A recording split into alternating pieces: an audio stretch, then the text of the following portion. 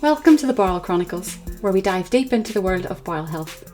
I'm your host, Nikki Kilpatrick, and on this podcast we have raw and candid conversations with individuals facing various bowel conditions and illnesses. Through personal stories and shared experiences, we illuminate resilience and courage in the face of adversity. Be reminded that each story is personal and unique. These conversations are not to be taken as medical advice or to replace guidance from a doctor or healthcare provider. Our aim is to inspire and empower through these amazing stories, amplifying voices often unheard. So join us as we embark on this journey together. Sit back, listen, and be inspired. Enjoy the episode. Well, hello everyone, and welcome to another episode of the Bowel Chronicles. I'm your host, Nikki Kilpatrick, and today we are joined by Sean in Bonnie, Scotland. Sean, it's great to have you here with us today to share some of your story. Yeah, thanks for having me. You're welcome. Sean, I know we've been chatting there before we hit record, and you have like a really intriguing story. You have been diagnosed with Crohn's and colitis, and you've been on a journey kind of the last couple of years of your life. Take us back. You've had Crohn's and colitis for 17 years. Yeah. How did that start? How did that come about? So obviously I would have been about 16 or 17 at that point, and I was basically just having symptoms, but as a usual typical young guy, I didn't really pay attention to it. I just kind of got on with the sore stomachs, constant running to the toilet, didn't really want to tell anybody because I was embarrassed, didn't really know where to turn to, what to do. Then you obviously turn to Dr. Google, you have a look on Google to find out if there's stuff. And eventually I did go to my doctor on it, expressed to him, and then he obviously put me onto the hospital from there. Right. So basically, you're in excruciating pain, abdominal pain, Yeah. pain down below, and then you're running to the toilet. Were you passing any blood? Yeah, I was at times, yeah. Not all the time, but obviously there was times, and there was times where it was just blood as well. It wasn't obviously just a kind of a toilet. Cool. Yeah. And like, how often were you running to the toilet? It probably started off kind of a 5 times, but it was worse. It went up to maybe 20, 30 times sometimes. And it didn't really matter what I ate, what I was doing. You know, I could have basically just had water and it would have still have been the same. Right. Okay. And so when you went to the GP, how did the GP respond whenever here you were as a 16-year-old male? Tell me. Well, he basically just kind of at the start he palmed me off a bit. Just said it must be something that I've ate, asking was I taking anything, just because obviously the age I was, they're thinking I'm taking other things, but I wasn't really that type of person, so that wasn't the case. They did give me tablets. I can't remember what they were called now. They didn't do anything for me, so I was back at his door. And then he eventually agreed that he would put me on to the gastro team at the hospital. Right. And how long was that process? I mean, was that 6 months, a year? Yeah, I mean, I think it was about 8 months before I had my first kind of appointment with the gastro team. But my full diagnosis, before they actually confirmed that I definitely had Crohn's and colitis, I want to say that took about 4 or 5 years. Right. For them to actually come out and tell me that that's what it was. Okay. And how then did they diagnose it? It was through the colonoscopies with the cameras. I had an MRI as well. I had quite a few things. I think by the end, they realised that they maybe had messed up and they didn't really pay too much attention to me in a sense. And then it was like, oh no, there's kind of something serious going on here. And so they Mhm. started looking at it quicker. Right. And was it so you're saying 4 or 5 years for a diagnosis? Were you back and forward to the gastro team, being seen, being reviewed? Yeah, What? so I want to say every 6 months I would have a visit and they would ask how I was getting on, if there was any differences. Mhm. Within that time, they gave me, is it Octasa tablets? Yeah. Yeah. That was all I really got at that point and I had just to go up the levels of taking them and then not taking them. I had an intermittent period where given me prednisolone within that as well to try and calm things down. On the higher dose, it wasn't too bad, but as soon as I come back down again, it was just the same. So was it just back into a flare up pretty much Yeah, after the steroids very finished? much. Yeah. And no indication then at that stage of this is Crohn's or colitis. Was it even question marked that that's what you could be dealing with? Yeah, they did say that it was a possibility, but they didn't know the full picture. And I think it's obviously the issue with the NHS now is the waiting lists and stuff like that. So you're not at the kind of a forefront of their mind because, I mean, I imagine there's probably loads of other people with the same sort of problems as Mm. you as such, Yeah. just trying to get round. So you have the scopes done, and then they give you this diagnosis of Crohn's and colitis. For the majority of people, they either get a diagnosis of Crohn's or a diagnosis of colitis, but your bile was obviously showing both disease Yeah, um, in there. So it wasn't a case of this just impacting your gut from the colitis side of things. Crohn's basically impacts you from your mouth yeah. right the whole way down through your digestive tract. Well, did you have any other symptoms? Like Crohn's related symptoms, mouth ulcers, or anything along? I didn't get any ulcers, but as what I used to get was my tongue used to flare up, and it became quite white, and I had to take stuff for that to try and get it to go back down. It was only my tongue, and it wasn't ulcers or that. I can't remember exactly what they said at the time that it was, but I had to go and get kind of a medication. I just used to have to rub it in my tongue, then it would go back down again.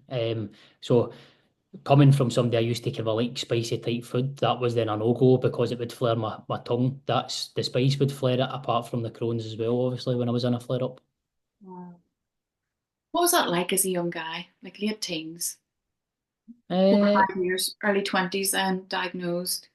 How yeah, was it? it was kind of a rough in a sense, but I've always just been that type of person where I tried not to let it affect me because I didn't want anybody else to know around about me what was actually going on with me. So I just kept it all in. So to the outside, nobody actually really knew. The only person that knew was obviously my partner and then my child when she was born. Mm. And do you think it's that guys, macho Yeah, I mean, hero, superhero? yeah, I mean Over now your- obviously I'm a bit more open about it, but yeah, it would be because obviously kind of guys don't really want to talk about these things. Everything to the outside needs to look as if it's all fine, whereas kind of behind closed doors and inside you're kind of crumbling a wee bit.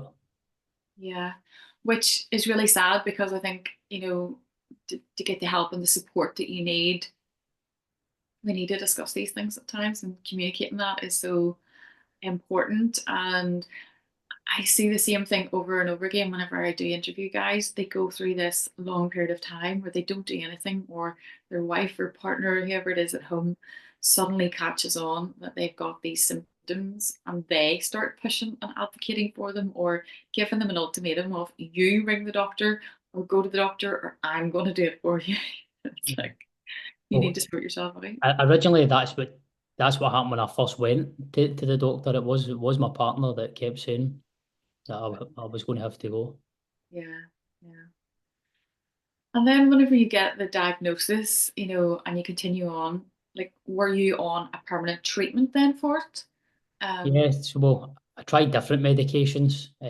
So I was on azathioprine, the Amgevita injections. Then they trialed me on biologics. So Mhm.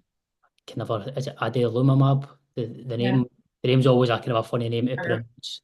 They're all kind of obviously similar, but just different variances. But none of it really seemed to work for me.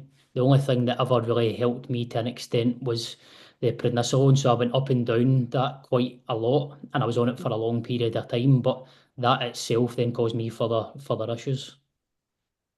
Right, okay. Did you have the side effects of the moon face, where your face all swells up? Yeah, I had that, but obviously in the same sense, I was quite okay to an extent with it because obviously I was quite savvy with my diet, with my training and stuff. Not Mhm. that I was always like that because when I was younger I wasn't. It wasn't until I obviously had my child that I actually started to put more effort into exercising it because before that I wouldn't have really bothered. Okay. So here you are in your 20s, diagnosed with Crohn's and colitis. What age is your daughter? She's 12 now. She'll be I didn't 13 think she was as shortly. old as that. Yeah. And you're diagnosed with this inflammatory bowel disease. Um, with a young child, do you start thinking about life differently?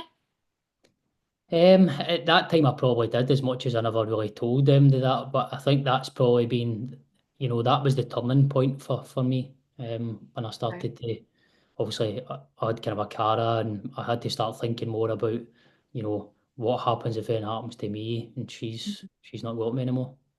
Yeah. Did you have any thoughts of one day I might need surgery, or did you shy away? Um, at the start, I'll be honest with you, it came into my head and then I just put it to the back of my mind because, again, being the macho guy, I didn't want to have the surgery. That was a no-no in my head, Mhm. and there was no chance of it happening. Yeah. And so your flare-ups, what were they like? I mean, how often did you have a flare-up? Well, technically, I was classed in a flare-up for quite a few years. I never actually really properly came out it, because the only kind of a time where I had any relief was when I was on the high prednisolone. But as soon as that started coming down, even to half the dose, I was just right back to square one really. And were you ever hospitalized? Any I was twice before I ended up obviously with the last hospitalisation, but I was in there twice where they were trying to calm things down. Okay. Yeah. Pretty difficult. So you decided to get fit and healthy and do a bit of exercise. You're now an online fitness instructor. You Yep, also manage a shopping center and things. So you yep. are a busy, busy guy. How did you feel any benefits from working out, from training, from looking after yourself, having the IBD? Um, I think obviously the just before obviously I was properly kind of diagnosed. If we think back then, I was already obviously when I get told I was having my daughter, that switched my mindset to start looking at my diet and my training and that then. So Mm. then when I was officially diagnosed with the kind of a Crohn's and colitis, it was obviously a shock, but it was a relief that I was finally being told that I knew Yeah. what it was. But it was probably more helpful to me then as well because obviously that's when they start to tell you, right, you need to watch what you eat. But I was already doing that anyway, so I was already that step ahead. Whereas some people obviously don't really have that. Hmm. But I do notice that when I kind of watch what foods I eat, exercising and that, it does help. Especially with fatigue, because a lot of people obviously would suffer with fatigue. Hmm. But fatigue and tiredness is two different things. If you're tired, you go to sleep, you wake up, you feel refreshed, you're fine. Fatigue's fatigue. It doesn't really matter whether you have a good sleep or not, you're still going to feel the effects of it. That's right. Yeah. It's like plugging your phone on the charge overnight and you wake up the next morning like, why is my phone not charged? It's like I Aye. still feel exhausted. It's exactly the same. You have chronic fatigue. Yeah. So are there certain foods that you think trigger your IBD? Yeah, I mean, well, this is where part of obviously the Crohn's comes in for myself anyway, and for obviously any MD that I've kind of helped with Crohn's or that.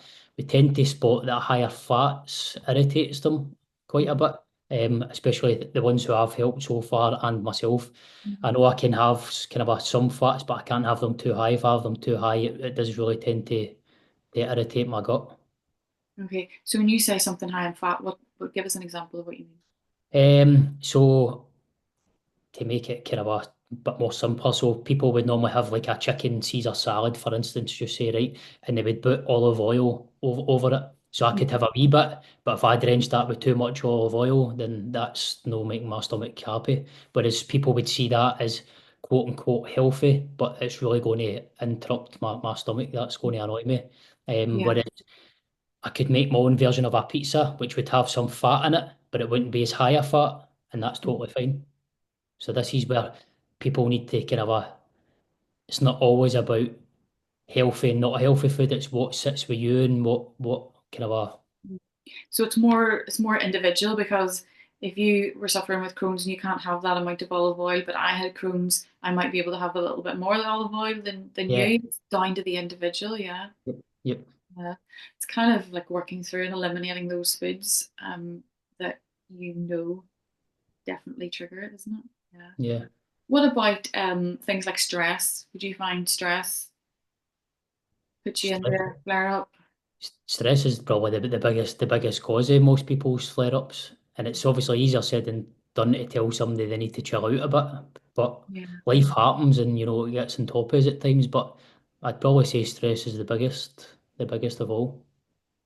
And people, a lot of stress comes from the workplace. Do you find that you're working now kind of like two jobs? You split it and you're doing the online coaching. Are you less stressed these days because you're doing that? I'd probably say to an extent I can be less stressed when I've got my days off, but the other job that I do, I do work in a high stress environment. Mm. It's just I've got coping mechanisms when I'm there, but it can be really busy. Obviously, we're just past the kind of a peak December period where it was a bit hectic. So I've got my mechanisms for that, but I believe that by helping people in the community with my coaching and seeing how they get better, I Mhm. also then feel as if that de-stresses me because knowing that they are feeling better, I start to feel better in myself, if that makes any sense. Yeah, and it's not like a job, it's more of a vocation in life. It's what Yeah, you're passionate about, because if you know that everything that's helped you and you've benefited from, it's like you want to help so many more people with their nutrition and their fitness. With IBD, that's kind of what you're specializing in. yeah. I absolutely love that. So let's talk about in the last 2 years then. In the last 2 years, you've had to have surgery because obviously the medication treatment wasn't working. Yeah. How did that come about? So one day I was actually in my work, and I just got really, really bad pains in my stomach. And generally, if I say I'm in pain, it means, I'm in pain and something's not right. So obviously, I went through to the other managers to say, listen, I'm going to have to go here. Phoned my consultant. He actually said, because again he knows that I kind of take pain to an extent. He basically said bypass A&E and just come straight to my ward to see you to find out what's happening, because he knew then by my phone call that there was something serious. Mhm. Um, so I get taken in. They done a few tests and that, and then they basically then come back to me and said that now it was time for stoma surgery. It was basically life or death at that point. It was going to have to happen, or else I might not be here. Wow. And had you ever thought that you might have to have the stoma surgery? Obviously before that point it was kind of in my head. Obviously my gastro consultant did mention it a few times that it was a possibility. Mhm. Again, back to being the macho type guy, I was pushing back on it saying I didn't really want it. Mhm. But when that's put to you in that way, you start to think, right, I've got a partner, I've got a daughter. Mhm. What else are you going to do here? Bar say, well, do the operation. No, no, no alternative, yeah. Had anything changed, like in the last couple of months leading up to that? Or do you feel like that just came out of the blue? Massive pain. Uh, well, it turns out now, obviously, I was getting progressively worse, but they didn't know the full extent. But is what ended up making me worse that day, which they didn't know until they done, how once they took the large intestine out, they done biopsies and they done tests on it. So they came back saying that it was like one of the worst they had seen, but it was actually a bug that I had caught. So the bug was making it worse, but they didn't know I had the bug at the time. So it Mhm. wasn't until they'd done the test that they realised that that's what was making it. But obviously, then in my head straight away, if I'm being honest here, is I thought, well, if you knew that bug was there, did I need to have this operation? Again, that's coming back to the macho point, because I'm thinking, if I had this operation when I didn't need it, whereas really it saved my life, and I think that took a bit of time to come to terms with. Yeah, yeah. You're not the first person to say something similar to me. Yeah, it makes you think. And again, is it down? I don't think it's down to a guy thing or a macho thing. I think it's just down to, that type of surgery is a last resort. And did we actually need to go the whole way there? Could it have been prevented? Yeah, When in actual fact, it's more about acceptance of, this is where I'm at and this is how life's going to be now. And I'm here because of this. yeah, Um, that could have been left for another week, 2 weeks. You could have been completely septic and, not being here to share your story, and left your daughter with no dad, and she still has her dad, which is absolutely amazing. Yeah. Did you have a lot of time between them telling you needed to have emergency surgery and the actual surgery happening? No, because obviously I had been kind of rushed into that gastro ward. So I believe, I want to say it was maybe 4 or 5 in the evening, I was told, and it was the following morning I got the operation. Wow. Okay. So It was, because it was that severe. That's how severe it was.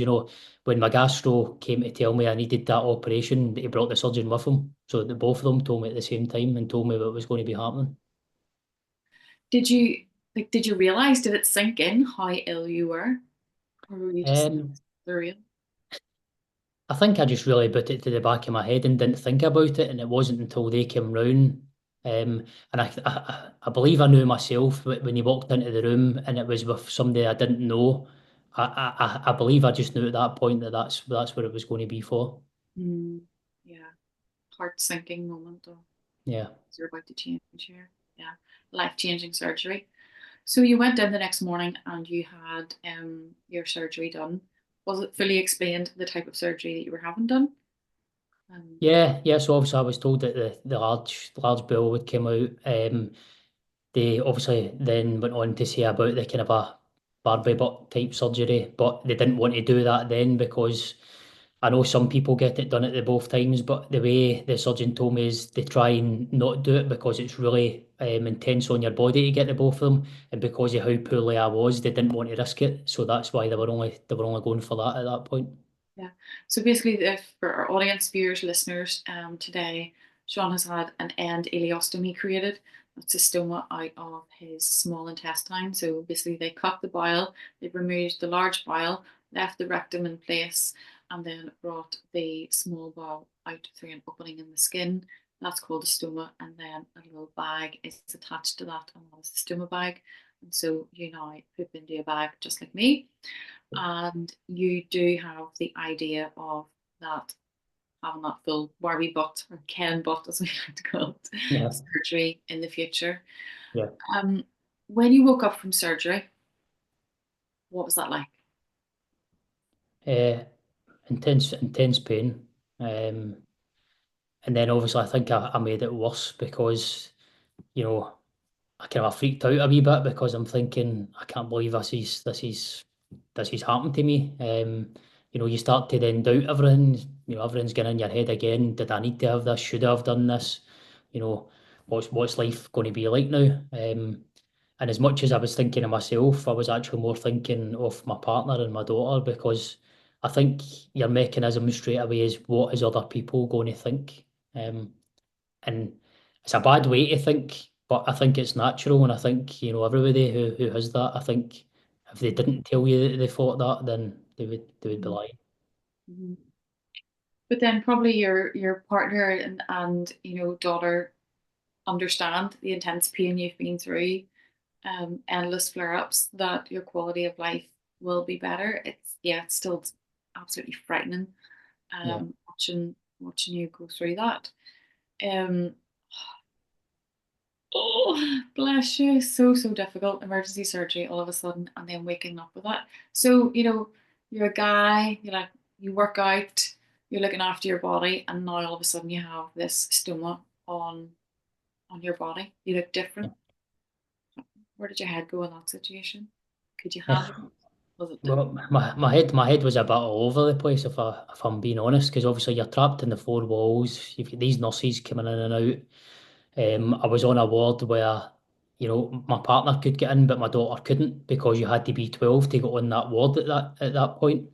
oh, Because obviously you're on the high dependent ward, so they won't let MD who's not 12 in that ward. So it was kind of a hard only seeing her on my phone. Um, and as much as my partner had told her what the surgery was and what had happened, she's obviously just wanting to see her dad as well, and on the phone wasn't cutting it. So I think that was playing in my mind as well. But yeah, it was probably one of the most difficult things that I've kind of came across, if you like. yeah. Did you look at it straight away, or did it take you a while? No, I did look at it. The usual, go into the bathroom, see the mirror, have a look at it. Mhm. I think I think more. I started to question everything then, because I started to come round to the idea of, right, well, I've got this now, but what do I need to know, and how do I now go about dealing with this myself? And I was quite lucky enough that one of the nurses who came to see me to explain to me about the stoma, she was great. She explained everything and went through absolutely everything with me. Mhm. Amazing. There's no doubt about it. Stoma nurses are fabulous at their Yeah. job. I've never met anyone that has, said anything bad about a stoma nurse. They're just amazing, absolutely amazing. Post surgery, then getting out, getting home. What was it like? How has life been on the other side of recovery? Um, Back then or now, you want to take it Go back? back, go back then. So back then it was obviously kind of a hard, because when I came out I was still in pain. But me being me, I was wanting to just go on with things. I was wanting to try and get back to the gym. I was wanting to Mhm, try and get back to work. I didn't want the time off, although my work were supportive and saying, take the time. But, mhm. you know, I basically came out and kept it a secret. I didn't really tell anybody what sort of operation I had. Nobody knew at that time. They just knew that I had an operation on my stomach, but I didn't actually tell anybody that I had a stoma. So currently, as we speak, the only people that know officially that I have got a stoma is my partner and my child. No, nobody else knows that. Nobody else knows. No, No wider family or friends. no, My goodness. So as we're recording, yeah, we started this conversation off with you haven't publicly told the no. world that you have a stoma. It's been 2 years or 2.5 years, and you are just about to. Oh, I'm getting emotional thinking about this. You're just about to let the world know that Yeah. you have been living with a stoma. I don't know how you've kept it. I do not know how you've done it. I really don't. But hats off to you. Um, yeah, it must have been a difficult time. But in this interim, you have decided then to fully work with people with IBDs, coach them with fitness and nutrition. And you said that that's kind of give you like a new meaning to life, a new purpose. Do you Yeah. feel that that's all come about because of stoma surgery? Um, Partly the stoma surgery, but partly because basically, so take it back a wee bit again. So, I've actually suffered with quite a three major blood clots now as well, which they'd actually linked back to kind of having gut issues. And again, I've now had a further twice where I've been told that I was lucky to be here because my stubbornness from just taking the pain, really. So that was a blood clot in the lung, which nearly took me out. I was told that if I waited 24 hours more, I wouldn't have been here. mhm, Um, I then had another one in my head and my brain, and that was the kind of a final one because I had a couple of things done to me then. And so basically, I'm on Lochran now for life because of that. yeah, And I think that's at the point where I thought, I need to start telling things now. I need to start helping people because I've been into fitness for a while. I know what I'm talking about. I know what I'm doing. I've done the mhm, generic PT course, which everybody does. That doesn't. It's not the greatest, if I'm honest. But I just thought I need to help people, and that's when I started the coaching, and then that's what's made me where I'm at today. mhm. Again, the blood clot thing is, I've just heard it so many times with Crohn's, more Crohn's than I've heard. I actually don't even ever think I've heard someone of ulcerative colitis say about blood clots, but I know it's a big symptom with Crohn's, sadly. So Yeah, you're on warfarin for the rest of your life. But this is all, it's like, do I just suck this up and get on with things, or do I use this for my benefit? Do I use this for other people's benefit? And it's like you take the wisdom from your situation and your life, and you're like, I'm gonna turn this around, put it to good. That's exactly what you're doing. Um, I want to ask you: is there Crohn's or colitis in your family? Is it hereditary in your no, family? no, Nobody's ever been diagnosed with it. Okay. no, not in my family. I'm the first person. Nobody's ever had any. Nobody's ever had any of the issues in my family that I've now had. Mhm. And do you think it could also be a possibility of an age generation thing. I was chatting Um, with someone recently, and we kind of came up with this idea of my grandparents were very private people. I know my nan did have bowel issues. She had a stoma, she had bowel resections. I don't know all the nitty gritty details that I would love to have known. Yeah, I mean, it could be. I mean, I think more and more younger people are being diagnosed now because it's done quicker as well. Whereas I remember when I was going through the tests and stuff, they said that it's generally between, I want to say, 28 and 35 for male and females to come out that they've actually got it. Whereas I think nowadays, it's actually very common, a lot younger now. And do you think that's because there is more awareness raised now? People are on social media sharing their journeys. There are a lot of campaigns like Colostomy UK, Ileostomy Association, all of those charities pushing Yeah. awareness. Do you think that helps? Yeah, I think it massively helps.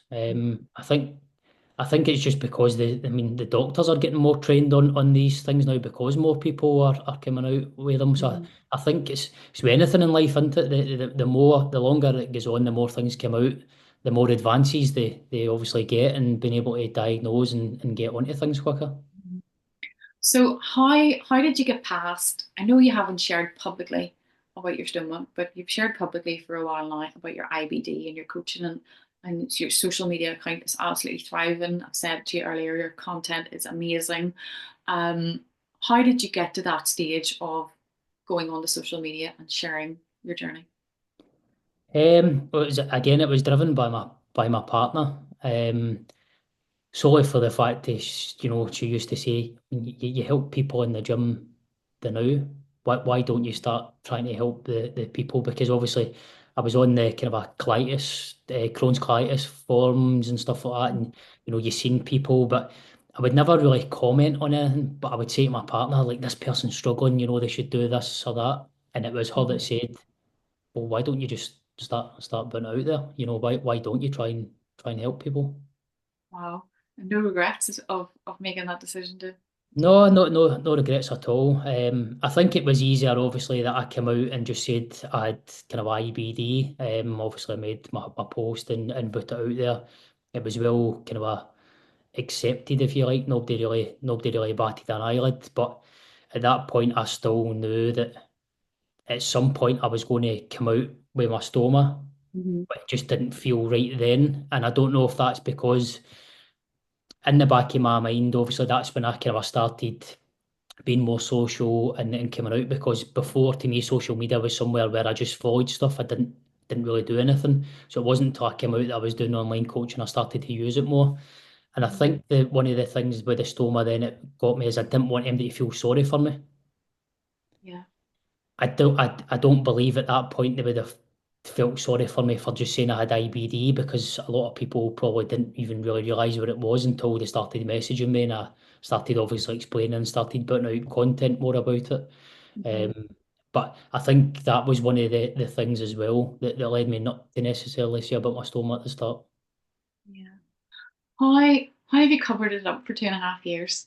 So you're going into work, you're going out into everyday life, socializing. Do you wear a wrap? Do you wear support around it?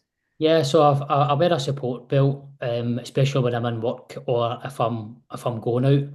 If I was honest, I'm probably not the most sociable person, so I'm not really somebody that goes kind of down the pub end, but I've never really been Hmm. that type of person. So it's not Yeah. as if I've been hiding because I've got Crohn's and colitis and not doing that. I've just never really been that type of person. But I think it's one of the ones I've just got on with it. I know it's kind of not what some people want to hear, but I have just got on with it. Yeah. I know there's so many people out there who become really, really anxious after surgery of, oh my goodness, whenever I walk out in public, people are just gonna like I'm gonna be highlighted. People are gonna know I have a stoma, but it's not the case. I don't know. They maybe have this idea that they're actually holding a big black bag or Yeah. rubbish bag in front of them or something. But it is very, very discreet. Um, I think it's down to just personal opinion and mindset of no, I can walk out, I can wear whatever I want, and people don't see it. Yeah. I choose to usually I'm in dark colors today, but I'm usually in bolder, bright colors. But when I walk into the room, people will like if I walk in with a bright orange blazer on me now, someone will see that bright orange blazer and know that I walked into the room, they're not going, does she have a stoma bag, or why is there a bump in her clothing? You know, they'll remember the orange blazer is what they'll remember. Yeah. So I'm like, I've always been like that. It's not Yeah. because I have a stoma. I've always done that. But it's like, I want to continue to be that person. I don't want to like just walk into a room and be black, all in black, you know, disappearing along the wall. Yep. That's not who I am. But yeah, that's down to mindset and getting on with it. So I am intrigued to see how your story unfolds on social media, you putting it out there and going public with it. And then obviously a few weeks' time, your podcast episode is going to come out. Is there anything else you would like to share before we wrap up? Or do you have a little golden nugget for, say, someone who is a younger Sean, someone living the same thing? Is what I would say to somebody who was maybe newly diagnosed or newly went through the operation was not to try and hold it in the way I did, because it will affect you more later down the line. There's plenty of support groups, there's plenty of people that you can message, myself included. But for you to be able to cope with it, you're probably better speaking to somebody, because you'll always be guided by the right people. And you know, life will be okay, whether you need operated on or whether it's just medication for life. You know, there's plenty of people thriving out there with IBD and with stomas. Exactly. And everyone's story is unique. That's what I absolutely love. You know, I do have people on here who have IBD and different bowel conditions who haven't been through surgeries, who are maybe on treatments and whatnot. And their story is equally important, because let's face it, we were all at the start of our journeys at one time or other, and hearing how, you know, life unfolds for other people definitely gives like a bit of hope and light at the end of the tunnel whenever, you know, you're getting a diagnosis or you're fighting to get a diagnosis. So it definitely helps. Sean, thank you so much for giving of your day to come on here and share with us. Sean's social media handle will be tagged here in the show notes below. It's Sean Lochran Coaching on Instagram. Go definitely give him a like, give him a follow, guys. If there's anything that you're intrigued about or you want answered, pop him a message across. I'm sure he will happily reply to you. Likewise, myself, I can get in contact with him, whatever. But we are not professionals. We're just sharing our own personal stories. So if you're on a journey and you've got questions or you need help or support, do go and seek medical advice and advocate for yourselves, just like Sean has done here. So that's us for today, guys. It will be over and out from Sean and myself. Again, Sean, thank you so much. Thanks very much for having me. Thank you. You're welcome.